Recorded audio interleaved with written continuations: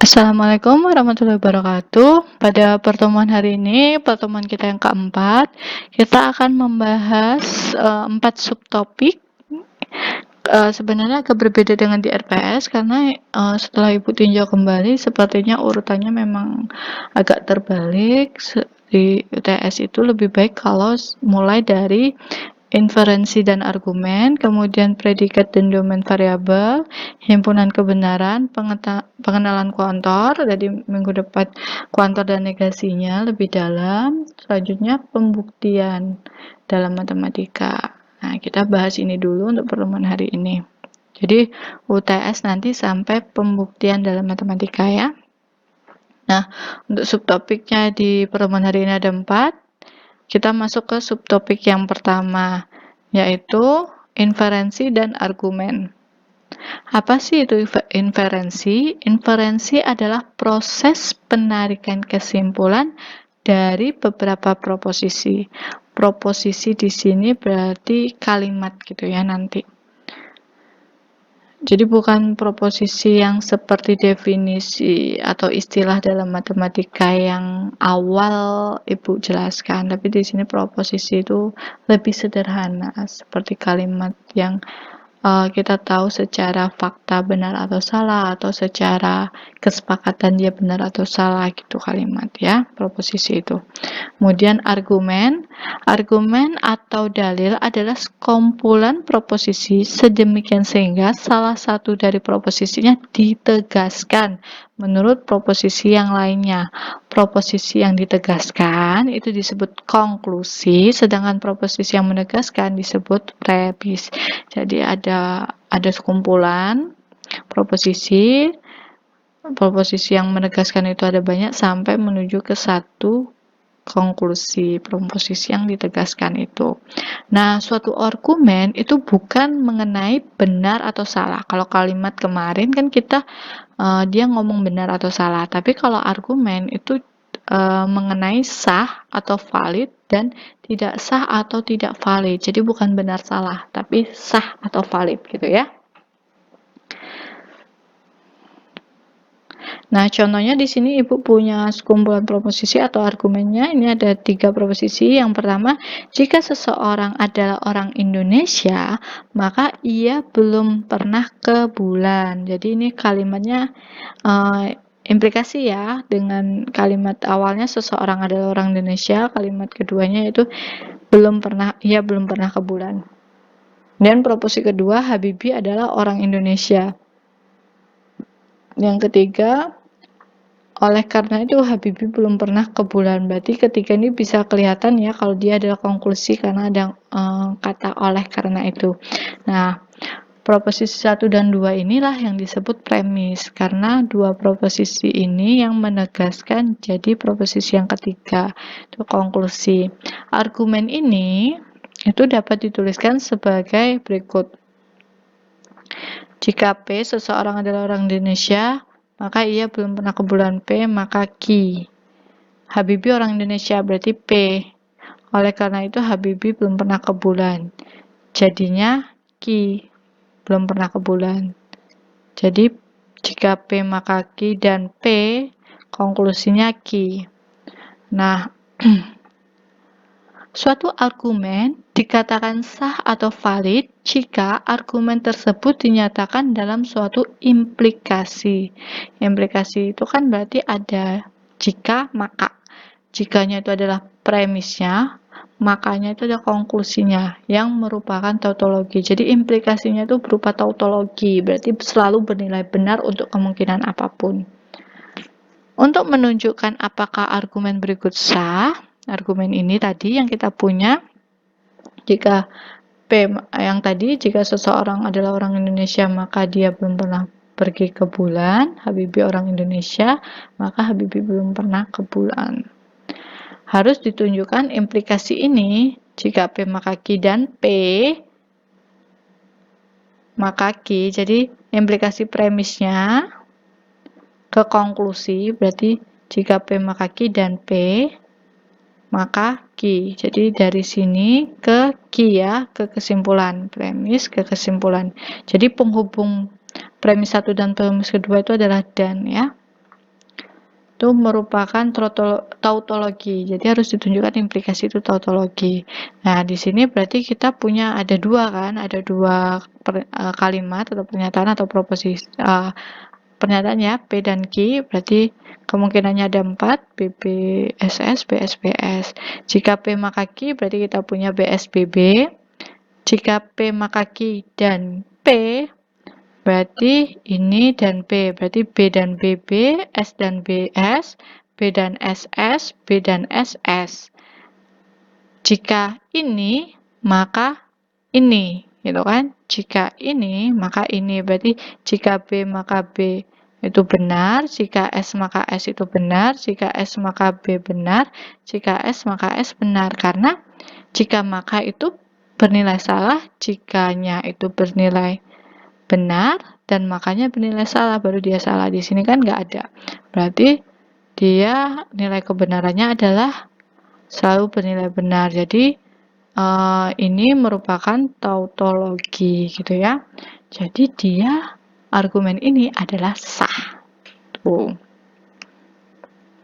Dengan menggunakan selain menggunakan tabel, kita dapat menunjukkan argumen tersebut benar atau valid atau merupakan tautologi dengan menggunakan hukum logika yang telah sebelumnya kita pelajari, atau juga ada beberapa yang menyebutnya hukum aljabar. Di sini saya punya kan awalnya jika P maka Q dan P maka Q di sini kan. Berarti jika P maka Q ini kan ekuivalensi implikasinya menjadi negasi P atau Q. Berarti sini saya rubah negasi P atau Q ekuivalen ini kan. Kemudian berdasarkan ekuivalensi yang ini, berarti pernyataan ini, maka ini itu kan ekuivalen dengan negasi ini atau ini gitu kan, negasi dari ini atau Q gitu kan. Kemudian berdasarkan hukum De Morgan, berarti kan negasi dari keseluruhan ini, berarti negasi ini yang dalam ini dan negasi Q kan. Ini kan negasi untuk sini ya. Berarti kurungnya kan cuma sampai sini ya. Berarti negasi kurung ini ya, kurung siku ini. Berarti negasi ini dan-nya menjadi atau P-nya menjadi negasi. Berarti punya ini. Negasi dari pernyataan ini atau negasi P. Terus berdasarkan De Morgan yang dalam ini, kurung ini, ingat ya kurungnya ya, harus hati-hati memang ketelitian. Berarti ini jadi negasi ke negasi P, dan atau jadi dan, Q jadi negasi Q. Ini tetap yang lainnya berdasarkan De Morgan. Terus berdasarkan distributif, karena ini tandanya berbeda, berarti kita pakai distributif. P atau negasi P dan negasi Q atau negasi P. Yang ininya tetap ya. Kemudian berdasarkan komplement, P atau negasi P kan sama dengan benar. Kita punya benar, yang lainnya tetap. Kemudian berdasarkan identitas, benar dan pernyataan apapun akan menjadi pernyataan apapun itu. Berarti benar dan negasi Q atau negasi P itu sama dengan negasi Q atau negasi P. Ada ini satu kurung ya, berarti ini satu pernyataan yang dibandingkan dengan benar. Kemudian setelah melihat ini juga berlaku asosiatif karena dia sama-sama penghubungnya atau, berarti ini bisa dengan ini. Nah, karena dia atau bersifat komutatif, berarti sama dengan Q atau negasi P. Dan kita asosiatifkan negasi Q atau Q, ini kan komutatif juga, Q atau negasi Q, dimana itu dengan menggunakan hukum komplement menjadi benar. Benar atau negasi P dengan hukum dominasi berlaku benar, dimana benar ini artinya semua ini itu ekuivalen dengan benar, artinya nilai kebenaran selalu benar atau ekuivalen dengan tautologi gitu. Kemudian ini beberapa aturan inferensi, simplifikasi, artinya kalau saya punya premis P dan Q, konklusinya adalah P. Penambahan premisnya P, maka konklusinya P atau Q. Ini nih aturannya ini sah ya, valid ya. Seperti hukum aljabar tadi udah jelas ekuivalen. Aturan inferensi juga kalau saya punya P dan Q, terus konklusinya P, dia valid, sah gitu. Kalau saya punya P, terus konklusinya P atau Q, dia valid juga. Terus yang kedua konjungsi. Kalau saya punya P sama punya Q, Jadi konklusinya P dan Q itu juga valid. Silogisme disjungsi punya proposisinya P atau Q, premisnya P atau Q, sama negasi P, berarti kesimpulannya atau konklusinya Q. Itu juga valid menggunakan silogisme disjungsi. Modus ponens itu yang kita lakukan tadi. Jika P maka Q kita punya P, kesimpulannya adalah Q. Itu valid tadi kan yang definisi ini tadi. Ini kan? Kita punya bentuknya tadi adalah ini, modus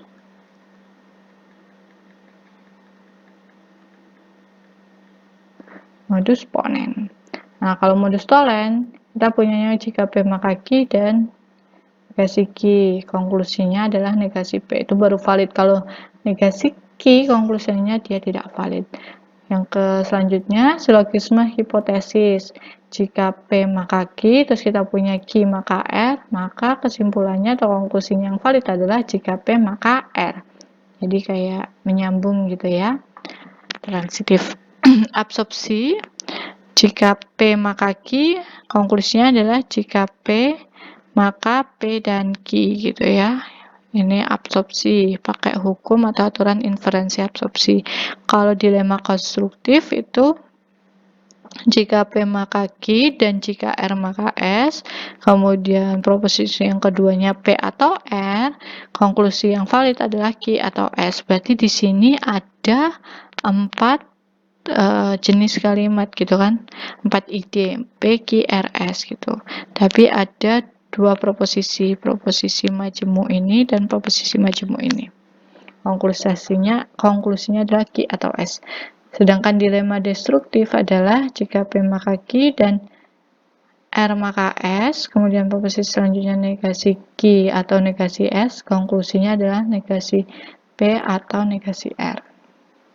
Nah, suatu argumen yang sah dapat digunakan untuk menyimpulkan beberapa premis yang bernilai benar untuk mendapatkan kesimpulan yang juga benar. Jadi kalau misalkan kita punya premis-premisnya benar, jangan sampai kesimpulan yang kita peroleh itu salah gitu. Ibaratnya kalian tuh dalam dunia nyata punya fakta-fakta yang mengatakan A, B, C, D, E. Kemudian kesimpulan kalian itu X. Menyalahi dari penarikan kesimpulan fakta-fakta yang ada. Berarti kesimpulan yang kalian tarik itu tadi kan tidak sah, tidak valid gitu kan, tidak benar, tidak sah, tidak valid, karena akhirnya kesimpulan yang kalian peroleh dari premis-premis yang benar itu adalah salah gitu. Jadi kalau misalkan saya punya premis-premis yang bernilai benar untuk mendapatkan kesimpulan yang benar juga, maka argumen tersebut harus sah atau valid. Misalkan dipunyai proposisi jika P maka Q dan P yang kedua-keduanya bernilai benar, menurut modus ponens, proposisi Q pastilah bernilai benar. Kan kita punyanya jika P maka Q-nya benar, P-nya juga benar. Nah, dapat ditarik kesimpulan kalau Q-nya juga pasti benar menggunakan modus ponens. Selanjutnya, uji kesahan argumen. Jika saya punya argumen sebagai berikut, jika air laut surut setelah gempa, maka tsunami datang. Berarti di sini jika P maka Q, air laut surut setelah gempa, maka Q-nya tsunami datang. Terus Q-nya tsunami datang. Oleh karena itu air laut surut setelah gempa. Kesimpulannya P. Jadi jika P maka Q, terus kita punya Q, kesimpulannya P. Untuk menguji apakah argumen ini itu valid atau sah, berarti kita harus mengecek si implikasi dari premis terhadap kesimpulan ini merupakan suatu tautologi. Kita cek menggunakan tabel kebenaran PQ, jika P maka Q seperti ini, jika P maka Q dan Q berarti B dan B, S dan S, B dan B, B dan S, S, B dan B kan B, S dan S, S dan B dan B, B, B dan S, S. Terus jika ini maka P, berarti Jika B maka BB, jika S maka BB, jika B maka S adalah S, jika S maka S adalah B. Di sini berarti dia bukan tautologi karena kemungkinan ketiganya dia bernilai salah. Berarti argumen tersebut tidak valid atau tidak sah. Di argumen ini, kalau kita punya pernyataan jika air laut surut setelah gempa maka tsunami datang dan ternyata tsunami datang, berarti kesimpulan air laut surut setelah gempa ini adalah kesimpulan yang salah karena tidak valid argumen kita, tidak sah gitu. Nah, selanjutnya kita masuk ke predikat dan domain variabel. Predikat itu adalah kalimat yang memuat sejumlah variabel dan akan menjadi proposisi apabila variabelnya digantikan dengan suatu nilai yang spesifik. Domain variabel predikat merupakan kumpulan semua nilai-nilai yang mungkin menggantikan variabel tersebut. Sebagai contoh, di sini kalimat X lebih dari 3, itu kan terdiri dari dua bagian. X itu variabelnya dan predikatnya lebih dari 3. Nah, kalimat X lebih dari 3 dapat dinosikan sebagai PX, yang juga disebut fungsi proposisi pada X. Jadi fungsi proposisi pada X. Saat nilai tertentu disematkan pada X, PX menjadi proposisi yang dapat ditentukan nilai kebenarannya. Nah, predikat tadi kan kalimat yang memuat sejumlah variabel dan akan menjadi proposisi apabila variabelnya digantikan dengan suatu nilai yang spesifik. Di contoh, P4 merupakan proposisi 4 lebih dari 3. Proposisinya kan X-nya dari diganti 4 lebih dari 3, dia bernilai benar. P2 menyatakan proposisi 2 lebih dari 3 bernilai salah gitu ya. Jadi predikat itu lebih kepada dia memiliki variabel, di mana kalau variabel itu ditentukan nilainya secara spesifik baru bisa dinyatakan benar atau salah. Sementara domain variabel predikat itu kumpulan semua nilai-nilai yang mungkin menggantikan variabel tersebut. Himpunan kebenaran atau kemarin kita bahas himpunan penyelesaian ya. Jika PX adalah suatu predikat dan domain X adalah D, himpunan kebenaran dari PX adalah himpunan semua nilai D sehingga PX bernilai benar jika nilai-nilai tersebut disubstitusikan. Contohnya misalkan Qn adalah predikat N adalah faktor dari 8. Tentukan himpunan kebenaran dari Qn apabila domain N adalah satu himpunan semua bilangan asli, yang kedua himpunan semua bilangan bulat. Jawabannya jika domain N himpunan semua bilangan asli, berarti yang faktor dari 8 bilangan asli adalah 1, 2, 4, 8. Tapi jika N-nya himpunan semua bilangan bulat, domainnya N adalah himpunan semua bilangan bulat, maka faktor dari 8 itu adalah 1, 2, 4, 8, min 1, min 2, min 4, min 8. Jadi himpunan kebenaran untuk kalau domainnya himpunan semua bilangan asli adalah 1, 2, 4, 8, dan himpunan kebenaran untuk kalau domainnya himpunan semua bilangan bulat adalah 1, 2, 4, 8, min 1, min 2, min 4, min 8. Jadi himpunan kebenaran di sini adalah tergantung domain yang ditentukan. Kalau domainnya berbeda, bisa jadi himpunan kebenarannya pun berbeda, seperti itu.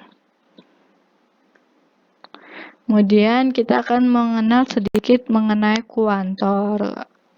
Minggu depan kita akan mengenal lebih dalam tentang kuantor ya. Sini kita hanya membahas sedikit kuantor universal dan kuantor esensial. Kuantor universal menyatakan suatu predikat bernilai benar jika untuk bernilai benar untuk setiap elemen pada domain. Jadi, kuantor universal menyatakan suatu predikat bernilai benar untuk setiap elemen pada domain. Notasinya A kebalik, itu artinya untuk setiap atau disebut kuantor universal. Contohnya di sini setiap manusia akan mati. Benar setiap manusia mati? Benar. Ya kan? Yang kedua, semua mahasiswa pendidikan matematika adalah laki-laki. Harus berlaku semuanya. Pendidikan matematika ada mahasiswa yang perempuan, ada, berarti nggak berlaku untuk semua kan, berarti dia bernilai salah. Kalau berlaku untuk semua, baru dia bernilai benar. Nah, pernyataan universal Qx benar jika dan hanya jika Qx benar untuk setiap nilai X di domainnya. Di sini kan domainnya berarti manusia, setiap manusia. Benar untuk setiap manusia mati. Berarti pernyataan ini bernilai benar. Dan Qx salah jika dan hanya Qx salah untuk setidaknya satu nilai X di domainnya. Di sini Qx-nya bernilai salah. Dengan saya ambil contohnya Vina, mahasiswa pendidikan matematika, dia adalah wanita. Berarti menyalahi kalimat ini. Berarti ini kan mengatakan semua mahasiswa pendidikan matematika adalah laki-laki. Ternyata ada Vina yang mahasiswa pendidikan matematika dan dia perempuan. Nah, Vina itu disebut contoh penyangkal, gitu ya.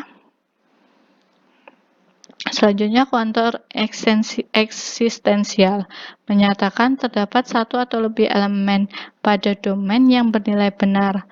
Notasinya E kebalik, kalau universal A kebalik, kalau eksistensial E kebalik.